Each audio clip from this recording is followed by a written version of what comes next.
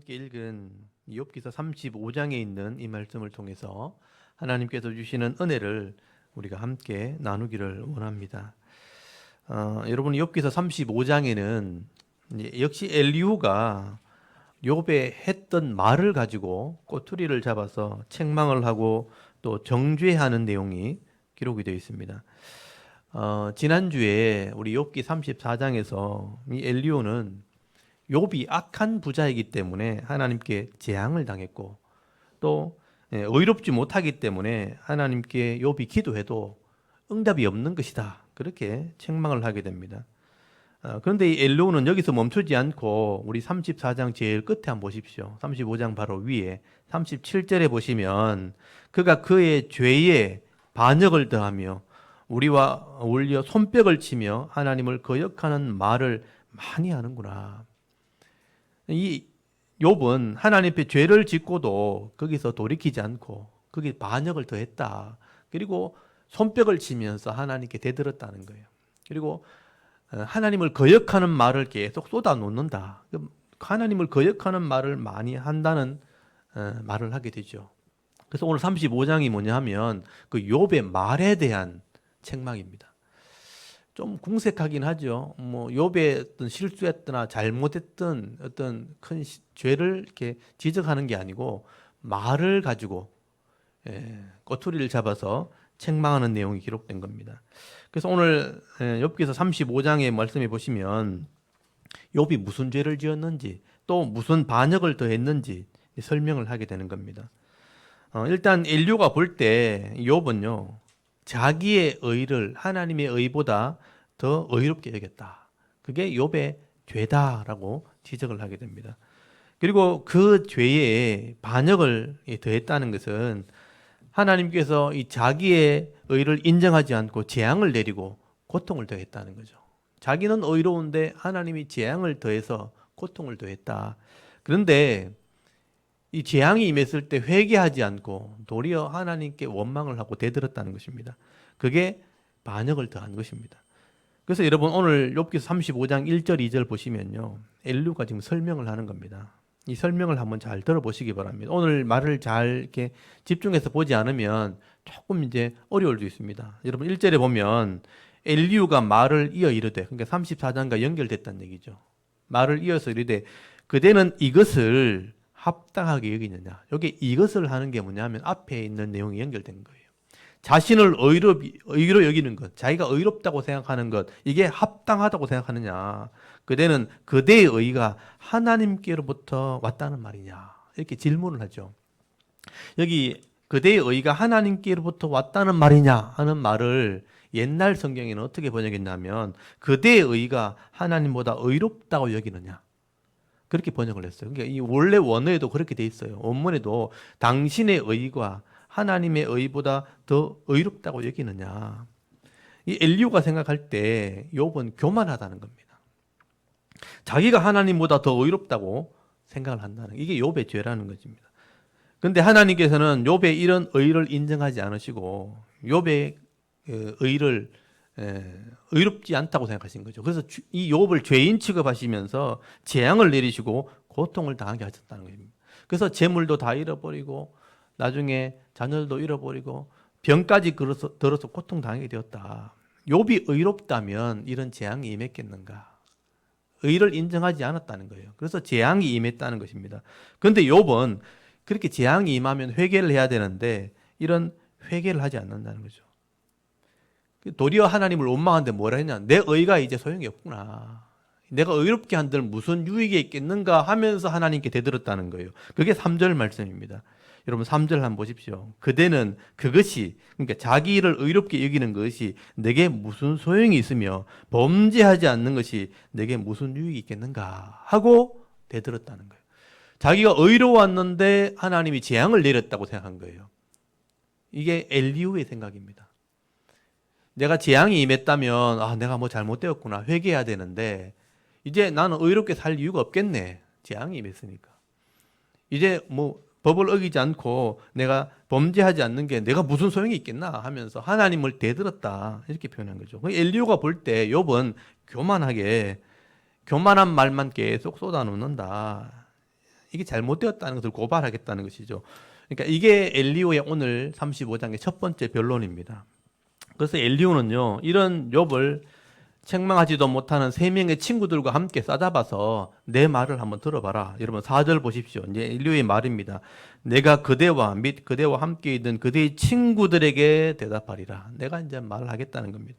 그래서 엘리오는 욥은 죄인이요. 또 이런 죄인들의 행하는 이 의라는 것, 죄인들이 나름대로 행하는 의 자체라는 것은 아무런 의미도 없다 하는 것을 이제 논하게 되는 거예요.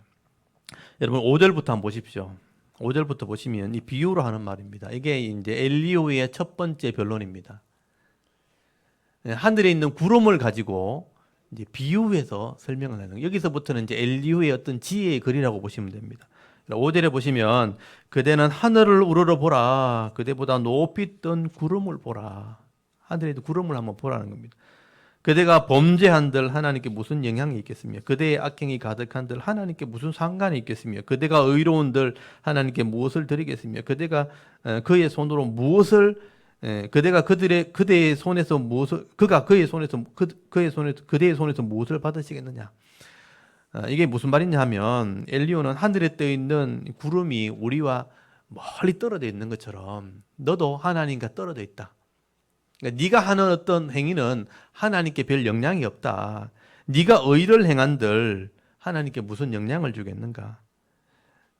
그래서 네가 의롭다게 여기는 의라는 것은 우리가 구름과 멀리 떨어져 있듯이 하나님과는 멀리 떨어져 있는 것이다. 아무런 관계 없는 것이다. 너는 굉장히 미미한 존재라는 것을 비유로 말씀하는 거예요. 그렇기 때문에 우리가 이 땅에서 죄를 짓는다고 하나님께서 손해를 끼치는 것도 아니고요. 내가 의를 행한다 그래서 하나님의 무슨 선한 영향력을 미친 것도 아니고 하나님께 아무런 도움이 되지 않는다는 것입니다.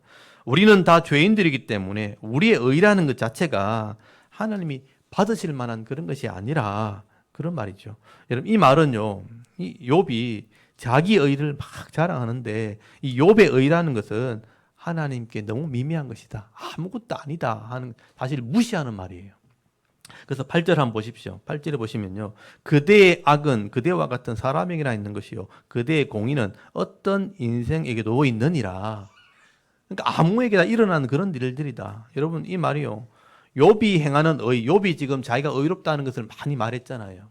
네가 말하는 그 의라는 것은 일반 사람들에게 다 있는 거다. 이런 뜻이에요. 또 욥이 일반 사람과 똑같이 그런 악한 사람 중에 한 사람이기 때문에 너는 별 볼 일 없는 사람인 것 같다. 그러니까 욥이 행하는 어떤 의로움이라는 것, 드러내는 것 이게 사실은 미미한 것, 아무것도 아니라는 뜻입니다. 그러니까 무시하는 말이죠. 근데 욥이 자기가 무슨 의로운 것처럼 하나님 앞에 막 큰 소리를 쳤다, 자랑했다 그렇게 비난을 하게 되는 것입니다. 근데 여러분 이 엘리후는 이렇게 판단한 것이 자체가 사실은 오해예요. 그러니까 욥의 말을 잘못 이해를 했다는 것입니다. 잘못 해석을 했고 잘못 이해를 하게 되기 때문에 이런 말을 엘리후가 하게 된 것입니다. 사실 욥은요. 자기가 하나님께 내가 의롭다고 주장한 적이 없어요. 그러니까 내 의가 하나님 의보다 더 크다 이렇게 말한 적이 한 번도 없습니다. 그러니까 앞에 있는 말을 다 살펴봐도 여러분 나중에 앞에 말을 한번 잘 살펴보시면 내 의가 하나님 의보다 크다 이렇게 하나님께 대적하는 말을 한 번도 한 적이 없습니다. 욥이 했던 것은 뭐냐면 내가 재앙을 당할 만큼 죄를 지은 적은 없다. 그래서 정당함을 주장하기 위해서 나는 이런 삶을 살았다고 의를 얘기한 적이 있죠. 그러니까 자기의 정당함을 주장하기 위해서 의를 얘기했지 하나님보다 내가 의롭다고 주장하기 위해서 말한 적은 없다는 거예요. 이게 무슨 얘기냐면 엘리후가 욥의 말을 잘못 이해했다는 것을 말하는 것입니다. 엘리후가 욥이 하는 말을 자기 나름대로 확대 해석을 하게 되고 그것을 욥이 그렇게 했다고 우기는 거예요.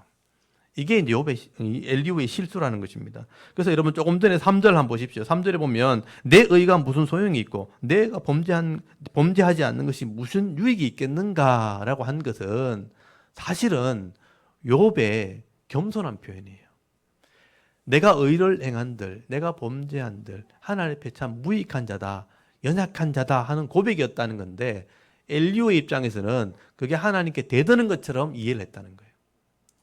내가 지금 의롭게 산들, 무슨 소용이 있겠는가? 이제 의롭게 살지 않는 것처럼, 또 내가 범죄하지 않는 것이 무슨 유익이 있겠는가? 이제 마음대로 살 것처럼 그렇게 하나님께서 대적하는 말로 했다고 오해를 한 거예요. 그러니까 욥이 교만하게 이제 생각을 한 것이죠. 그러니까 이 엘리오는 욥이 의롭지 못하면서 자기가 하나님보다 더 의롭다고 이렇게 교만을 떨었다고 생각을 했고, 또 자격이 없으면서 하나님께서 인정해주지 않는다고 하나님께 불평을 한 사람이라고 이제 오해를 한 것입니다. 이게 이제 문제가 됐다는 거죠. 여러분, 엘리후가 욥의 말을 제대로 알아들었더라면, 욥의 말을 먼저 이해를 하고 그 마음을 이해하려고 했더라면 이런 말을 하지 않았을 거예요. 근데 너무 조급하게 욥의 말을 판단을 해버리고 오해를 하게 될 때 사실 욥에게 엉뚱한 교훈을 하게 되는 그런 결과를 가져오게 된 것입니다. 그래서 이 욥기서 35장은 모든 주석가들이 그렇게 해석을 하게 됩니다. 이 엘리오의 과장된 해석이라, 또 오해한, 착각한 그런 해석이라 그렇게 해석을 하게 되죠. 여러분, 엘리오의 말이 아무리 맞다 할지라도 욥의 말을 잘못 오해했다면, 또 잘못 적용을 하게 된다면 이건 욥에게 상처가 되는 것입니다. 그래서 여러분, 잠언에 보시면요, 잠언 25장 11절 말씀에 경우에 합당한 말이 귀하다는 거예요. 이게 굉장히 중요합니다. 상황을 보고 경우에 합당한 말이 언쟁반에 금사가 같다. 그러니까 아름답다는 뜻이에요. 경우에 합당한 말을 우리가 해야 모든 사람에게 그게 덕이 되는 것입니다. 그런데 이 엘리후의 말은요, 욥이 말한 의미와는 전혀 다르게 그것을 해석하게 되기 때문에 경우에 합당하지 않는 말이 된 겁니다. 이렇게 욥이 엘리후가 생각하는 그런 의도로 한 말, 그러니까 욥이 했던 말에 그런 의도로 한 말이 아닌데 이걸 잘못된 생각으로 단정 지어버리고 죄인으로 몰아가는 것, 이게 바로 엘리후의 실수입니다. 그리고 잘못된 판단, 오늘 제가 설교 제목이 잡은 게 뭐냐면 성급한 판단. 너무 성급하게 그 말을 판단해버린 것입니다. 그래서 이런 실수를 하게 된 것이죠. 여러분, 사람의 말은요, 사실 끝까지 들어봐야 됩니다. 우리 특별히 한국 사람 말은요, 끝까지 들어봐야 됩니다. 끝까지 들어보고 그 의미와 맥락을 다 살펴보고 판단을 하고 말을 해야 되는 겁니다. 그런데 엘리후는요, 조금 화가 난 마음에, 급한 마음에 욥을 성급하게 판단을 해버린 거예요. 그래서 잠언서에 보면 잠언서 14장 29절 말씀에 노하는 것, 화를 내는 것을 더디하는 자는 크게 명철하여도 마음이 조급한 자는 어리석음을 나타내느니라. 여기 마음이 조급한 사람들이 있어요. 그러니까 화내기를 더디하는 자란 명철이 드러나지만 마음이 조급한 사람은 결국은 어리석음을 나타낼 수밖에 없다.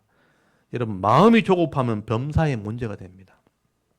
그리고 잠언서 29장 20절에 보면요, 네 말이 조급한 사람을 보느냐, 그가 미련한 자에게 그보다 미련한 자에게 오히려 희망이 있느니라. 그러니까 말이 조급한 사람이 있다는 거예요. 그러니까 마음이 조급하니까 말도 조급하겠죠. 마음이 조급한 사람은 어리석음을 나타내고, 말이 조급한 사람은 미련한 자가 더 희망이 있게 될 것이다. 사실 미련하는 것도 참 힘든 거예요. 못 알아듣는 거예요. 미련하는 게 힘든 건데 말이 조급한 사람은요, 그게 더 힘들다는 겁니다. 일을 만든다는 거죠.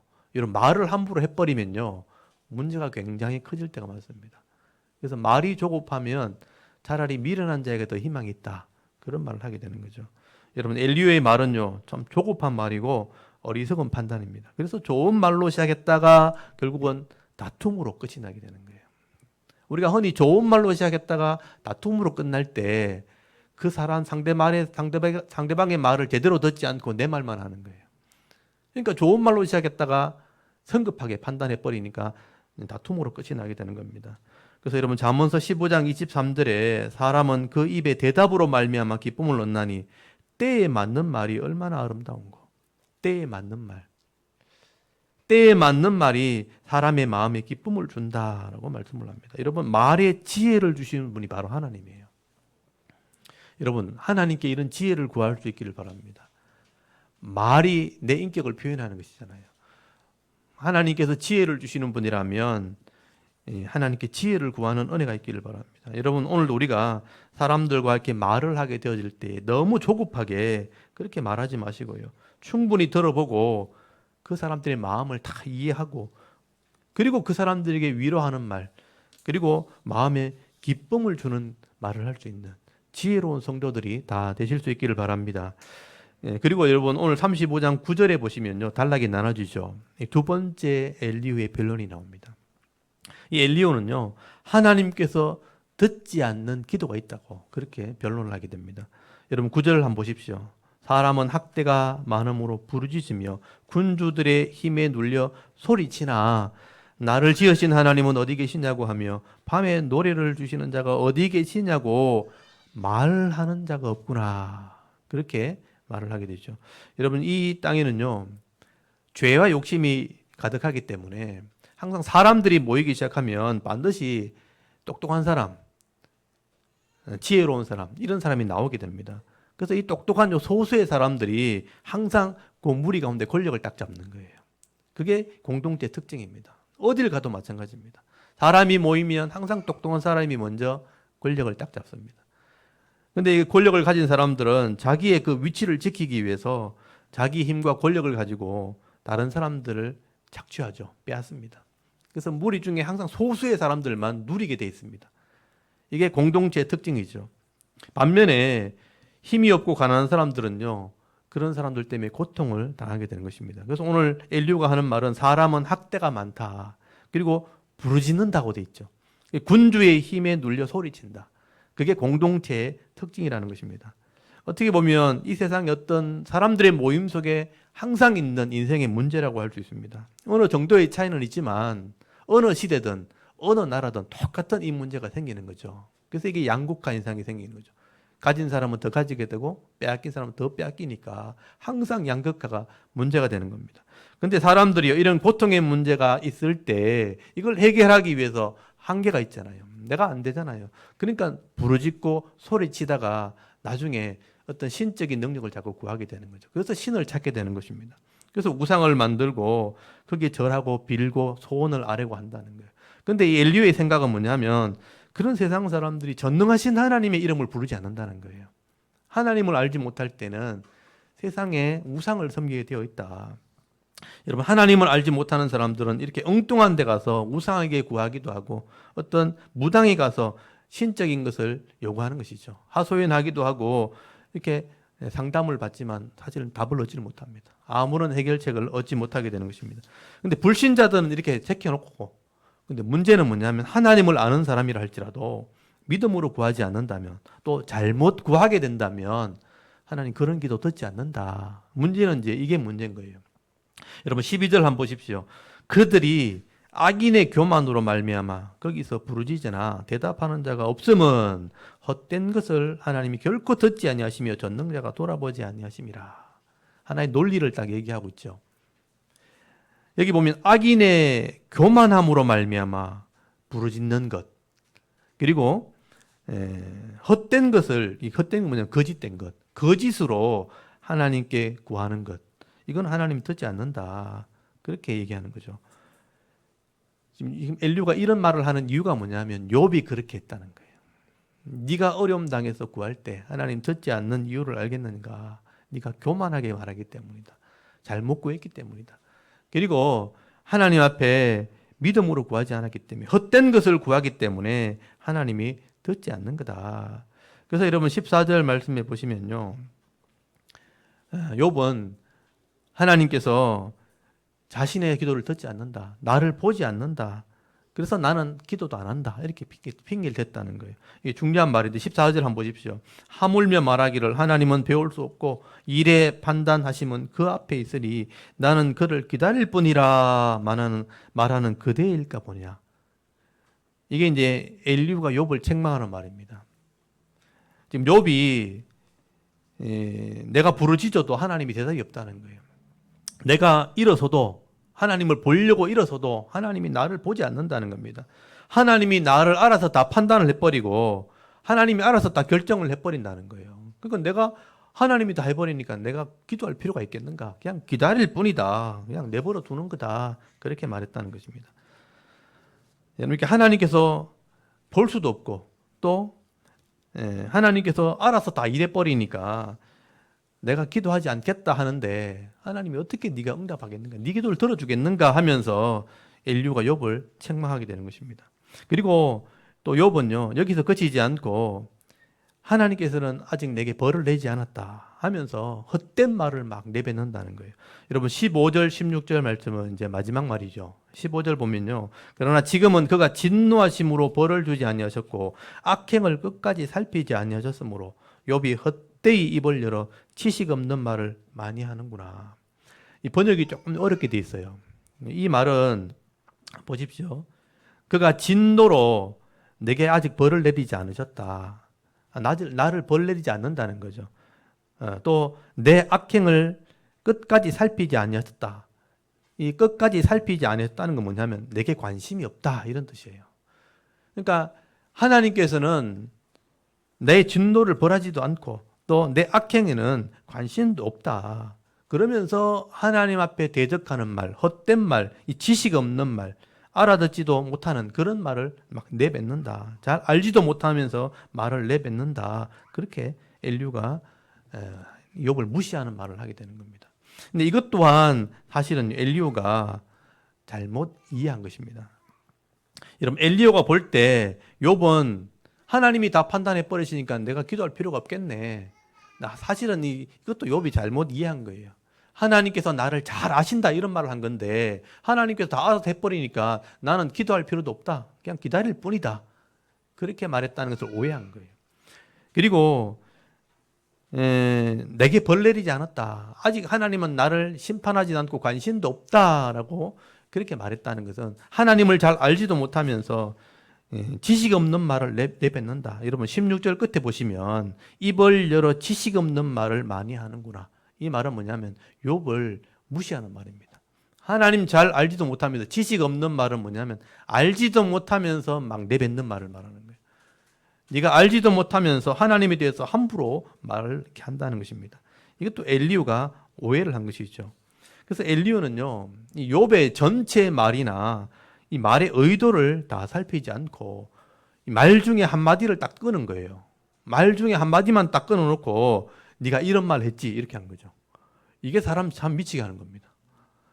우리가 말싸움 할 때도 전체 말을 다 얘기하지 않고 그 한마디만 딱 얘기하는 거죠. 이렇게 말했지. 이렇게 돼버리면 그 의도가 아닌데, 그런 말이 아닌데, 그런 뜻이 아닌데 이렇게 말했으니까 넌 이런 사람이야 라고 정죄를 내버리는 거죠. 너 내게 이렇게 대우했어, 이렇게 말했어, 이렇게 말하는 것이죠. 엘리후가 지금 그렇게 말을 하고 있는 것입니다. 그래서 겉으로 드러나는 이 한마디만 보고 이걸 제대로 판단하지 않고 말을 해버리면요, 이 오해가 되어지고 착각이 되어지는 것입니다. 우리가 사람 말을 들을 때는요, 진짜 끝까지 다 들어봐야 되는 거죠. 다 이해를 하고 다 그것을 깨달은 뒤에 말을 해야 잘못된 것도 바로잡을 수가 있는 것입니다. 그러므로 이 엘리후는요, 하나님을 다 아는 것처럼 막 하나님에 대한 지식을 얘기하면서도 이 욥의 마음 자체는 살피지 않은 거예요. 이게 잘못된 것입니다. 그런데 엘리후는 지식은 굉장히 많은데 하나님에 대한 지식을 말하는 거 보면 굉장히 지식이 많아요. 그런데 사람의 마음은 잘 살피지 않습니다. 너무 급하게 말하는 것이죠. 그래서 이 실수를 하게 되는 것입니다. 여러분, 사람의 이 말이라는 것은 잘 하게 되어지면 사람의 마음의 상처를 고쳐줄 수 있는 약이 되지만 이 말을 잘못하게 되어지면 사람의 마음을 죽이는 독이 되는 겁니다. 그래서 여러분, 잠언서 12장 18절에 보시면 칼로 찌름같이 함부로 말하는 자가 있거니와 지혜로운 자의 혀는 양약과 같으니라. 이게 좋은 약이 된다라고 말씀을 하게 됩니다. 여러분, 말이요, 칼보다 무서운 거예요. 그래서 말이 잘못하면 사람 마음을 찌르는 칼 같다는 거예요. 근데 지혜로운 자의 혀는 잘 지혜로 말하게 되어지면 마음의 상처를 고치는 약이 된다. 양약이라는 게 좋은 약이 된다는 것입니다. 여러분, 잠언서 16장 24절 말씀에도 보면요, 선한 말은 꿀송이 같아서 마음에 달고 뼈에도 양약이 되느니라. 여러분, 선한 말을 하면 마음에 꿀 같다는 게 뭐냐면 달다는 것이 기쁨을 준다는 뜻이에요. 그 말 들으면 기쁨이 되고, 이 뼈에 양약이 된다는 건 뭐냐면 깊은 곳, 골수, 깊은 곳의 상처도 싸매준다, 고쳐준다. 마음속 깊이 있는 상처도 이 선한 말이, 기쁨을 주는 말이 고칠 수 있다고 말하게 되는 것입니다. 여러분, 사람의 마음을 잘 살피고 하는 이 지혜로운 말이 결국은 마음을 기쁘게 하는 것이고 상처도 고치고 깊은 마음속에 있는 그 아픔까지도 싸매줄 수 있는 양약이 되어진다. 좋은 약이 된다고 말씀을 하게 되는 것입니다. 여러분, 사람의 말이 이 칼이 사람의 마음을 찌르게 하는 것처럼 그렇게 될 수도 있지만 말을 잘하게 되어지면요, 내 마음의 상처도 고쳐주고 마음을 시원케 하는 그런 말을 할 수 있게 되어지는 것입니다. 그래서 저는 이 엘류의 말을 보면서 우리의 마음을 좀 이렇게 한번 돌아봤으면 좋겠습니다. 여러분, 욥기서의 말은 이 욥기서 전체의 내용이 뭐냐면 결국은 사람의 대화, 말에 대한 교훈이 담긴 것입니다. 지금 수많은 말들이 기록되어 있잖아요. 욥의 세 친구의 말과 엘리우와 네 번째 사람이잖아요. 수많은 사람의 대화의 말을 지금 기록하고 있는 것은 사실은 사람의 이 지혜롭지 못한 말은 아무리 많이 이렇게 말을 해도 진정한 위로나 기쁨을 줄 수 없다, 별 소용이 없다 하는 얘기를 계속 하게 되는 거예요. 그만큼 말이 중요한 것입니다. 그래서 이제 이 문학 형식 중에 욥기서란 문학 형식은 희곡에 해당되는 거예요. 좀 쉽게 말하면 연극 대본입니다. 서로 어떤 상황을 두고 서로가 대화를 막 하는 내용, 연극 대사들이 기록된 거예요. 대사가 좀 길죠. 대사가 계속 기록된 거예요. 사람의 말에 대한 교훈을 기록한 것입니다. 여러분, 오늘 욥기서 이 말씀을 묵상하시면서요, 우리의 많은 대화들을 한번 돌아보실 수 있기를 바랍니다. 나는 너무 조급하게 상대방에 대해서 말을 하고 있지는 않는지 한번 돌아볼 수 있기를 바랍니다. 제가 마지막으로 이 초대교회 경건의 모델이 되었던 예수님 동생 야고보의 말을 한번 좀 들어봤으면 좋겠습니다. 여러분, 신약 성경에 보시면요, 야고보서 1장을 한번 펴보십시오. 신약 성경 저 뒤에 야고보서 1장 말씀을 한번 찾아보겠습니다.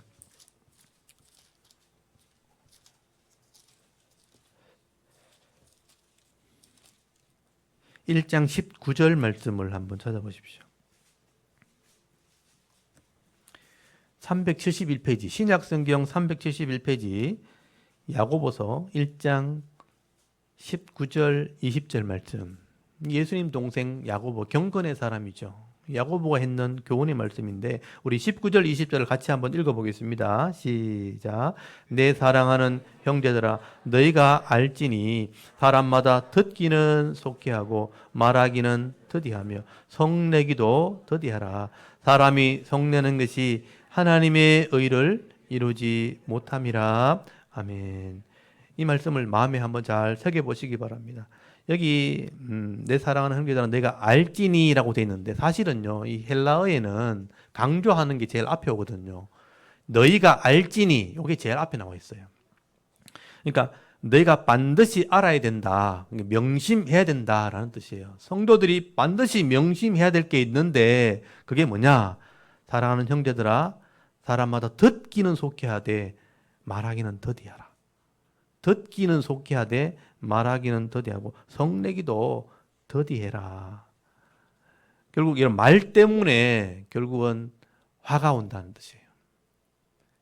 사람 말을 듣기는 속히 해라. 잘 들으라는 거죠. 잘 듣고, 근데 그것을 말할 때는 천천히 한다. 더디해야 된다. 천천히 말을 해야 된다.